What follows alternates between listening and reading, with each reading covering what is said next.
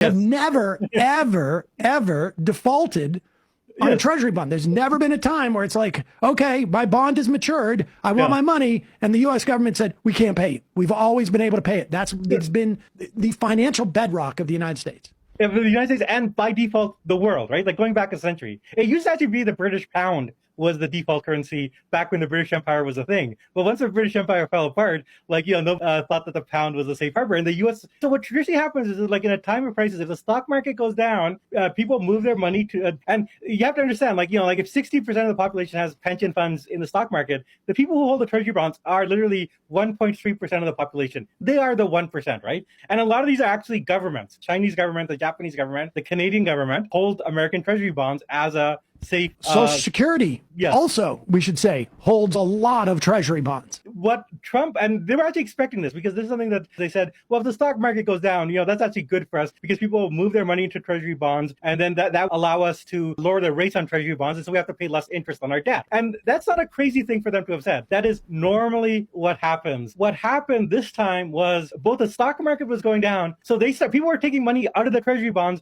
moving it somewhere else, right? And people are like calling in their treasury bonds. Then the rates of that go up. And every 1% it goes up. Each point is $300 billion.